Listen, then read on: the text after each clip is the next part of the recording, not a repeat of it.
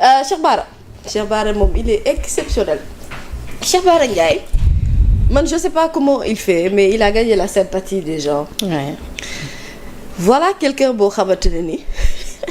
Cheikh Bara mu toog ma sol compatible rek def conférence de presse loolu jar na lu ne ci àdduna. waaw dafa neex de. ñëppay déplacé. nee na nag Pape Alé Niang su waree mën a couvrir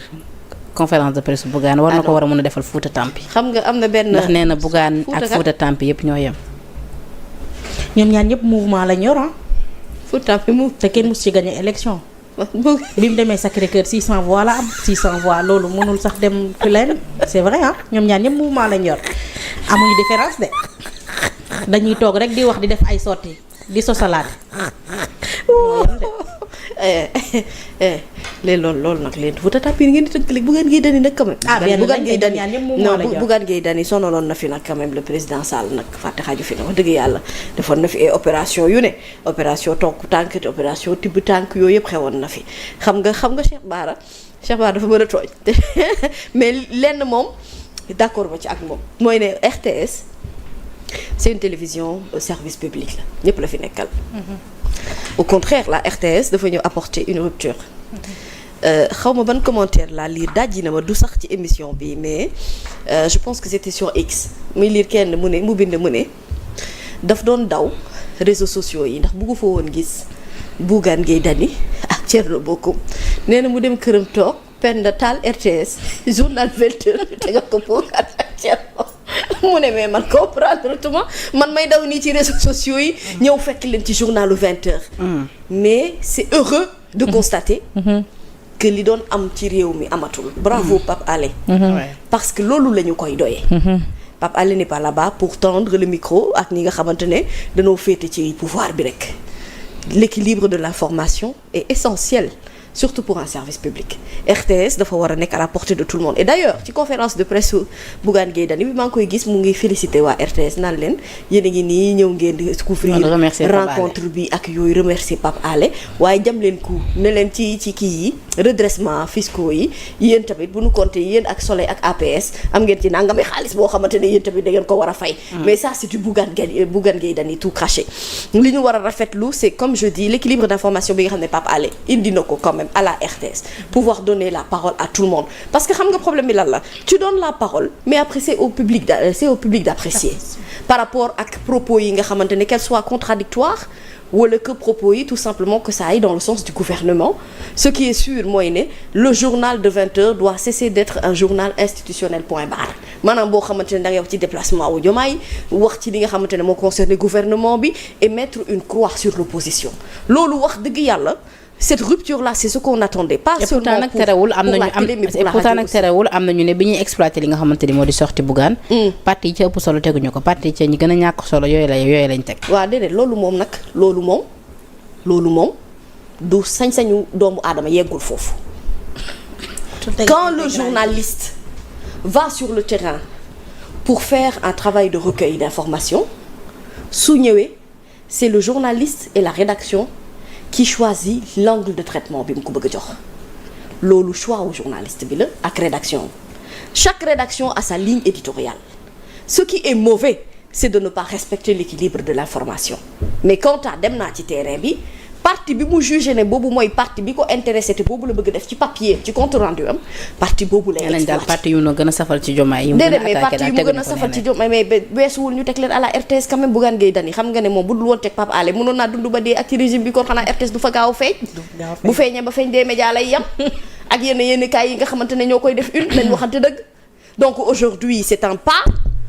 dans la communication boo xamante ne Pape Alé ñoo la réussi et pour man loolu ñëpp ko war a rafetlu quel que soit camp bi nu far nag ak ñàkk far xam nga Cheikh Bara moom am na fu mu féete ñëpp xam nañ ne foofu la féete et donc c'est normal que bu yëkkatee yatam di dóor opposition c'est de bonne guerre mais concernant li nga xam ne moom mooy le traitement de l'information et le fait de donner la parole à tout le monde ça c'est l'exigence de la RTS te loolu ci liggéey boobu la ñu war a wéy loolu dara waruñu ko dakkal quelles que soient les critiques fu ñu mënti jógee RTS dafa war a des ci ligne bi nga xamante ne moom la ñu ko def parce que RTS service public la ça n'appartient pas qu'au gouvernement ça appartient au peuple sénégalais te képp koo xamante ne da nga ciy seetaan da nga cee war a gis sa bopp. alors comme ci waxeel média lañ taxaw c'est important ñu ñëwaale tamit rapidement waxtu bi jeex na tey duñu mën a guddal dañoo yéex a tàmbali te waxtu bi jeex na alors ci li nga xamante ni moo ñeel des médias Sen TV pour être précise. xam nga dañoo amoon ay chroniqueurs fixes. les Serigne Saliou Gueye les Abdoulaye Mbow les ki sant Niang fàtte naa turam les Cheikh Oumar Talla et autres nee nañu nag ñooñu dañ leen yóbbu frigo ñooñu génn ni ñoom dañoo démissionné. Abdoulaye Mbow nee na dafa démissionné moom Serigne Saliou Gueye nee na aussi dafa démissionné. pourtant ñeneen ñi rawatina ñoom en interne ñi ngi wax ni dañ leen frigo et que frigo boobu ànduñu ci ñenn ñi nag nee nañu c'est parce que seen position ñii jël gën ko jëmale ci nguur bi wala daal lañ leen mënta baal. Bougane daal ba tey rafetluwul la nga xamante ni dañ ko seppee ci li nga xamante ni moo di face à la presse bu njëkk bu le président Bassirou Diomaye Faye def ak li nga xamante ni moo di la presse locale. est-ce que seetlu nga benn mbir des médias quand une personne démissionne jamais la direction n'informe. En général c'est la personne qui a démissionné soit dañ koy gëj a gis dem laaj ko ne ko lan moo tax gisatuñ la ñuy door a informer wala la personne prend de son initiative comme ni ko Serigne Saliou Gueye defee ci plateau Sénégal 7 ak ci bi annoncer leur démission. opération bi ñuy def opération masquée lii xew jaru ko ndax dafa am loo xamante ne nangami géléem la tôt ou tard dafay yéeg ci kaw jaruta nëbb. Quand aujourd'hui un groupe comme des médias jot ay départ yu ni mel et pas n'importe quel départ c'est des départs qui font extrêmement mal quoi qu'on puisse dire pour deux choses benn bi ci jiitu mooy ñi dem ñëpp c'est des gens qui avaient une certaine constance am foo xamante ne foofu lañ leen di dégg tout le temps maanaam am na foo xamante ne ci seen argumentaire foofu la gën a féete cet argumentaire là par exemple même si ça n'arrange pas Bougane Gueye Dany Bougane doit faire de telle sorte que ses employés spécialement ñooñu sax ñu gën a nekk à l'aise tout le monde dans la maison dans la liberté d'exprimer li nga xamante ne moom mooy seen gis-gis donte dañuy dal Bougane Gueye Dany bi moom kër gi parce que le Bougane Gueye Dany qui est PDG des médias doit être différent du Bougane Gueye Dany de Gëm Sa Bopp. C'est deux casquettes différentes. On ne doit pas pouvoir sentir qu'il y a des commentaires qui soit dérangent ou blessent et le fait que même personnel ba fa nekk di justifier naan dañu leen mettre au frigo bay gën a ñaawati sax encore une fois parce que qu'est-ce qui justifie ñu leen di dugal au frigo parce que c'est une question d'opinion wala c'est une question de femme fu nu féete wala li ñuy wax dafa am nu muy déranger mais aujourd'hui ni ñuy waxee ne biir RTS ne danoo war a am souci de l'équilibre noonu la des médias ak beneen kër bu mu mënti doon di góorgóorlu pour faire wax sax yàgg li nañ nga ko wax xamante ne mooy souci de pourquoi l'équilibre tey mu war leen déranger. Serigne Saliou Gueye miy dem dina metti ci ñoom trop ndax Serigne Saliou ñoo na fi mu ngi nekkoon Ndoumbelane ñoo na fi. et biir Ndoumbelane dafa doon def liggéey bu am solo ce travail d'équilibre là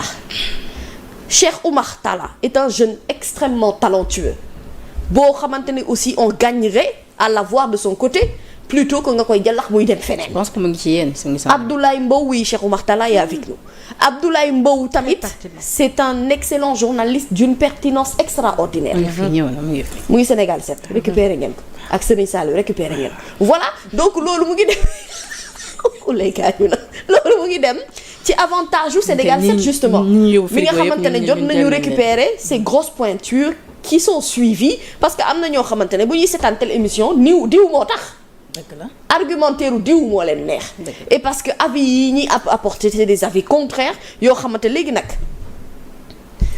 les journalistes qui sont là-bas que je respecte beaucoup parce que man ak ñoom ànd nañu liggéey donte maa ngi woon ci beneen secteur mais dans tous les cas ñenn ñi je les connais ñenn ñi maa leen formé ñenn ñi voilà je veux dire xam naa seen trajectoire ku mel ni par exemple Fatou Abdou Ndiaye c'est une excellente journaliste je lui fais un clin d'œil en passant qui fait un travail extraordinaire ak ñeneen ñoo xamante ne ñoom ñoo fa nekk mais je veux dire que kër boo fa nekkee pour sa liggéey mën a neex faaw ñu bàyyi la ak sa sago dëgg la. parce que buñ la bàyyiwul ak sa sago le journalisme rime avec la liberté. di seet loo xamante ne maanaam dañu la koy def mu nekk frigo congélateur moo ci bokk yam boo amee conscience yow ci sa talent gëm sa bopp bi muy woote xam ne dëgg-dëgg sa wërsëg nekkul ci loxoy doomu aadama surtout que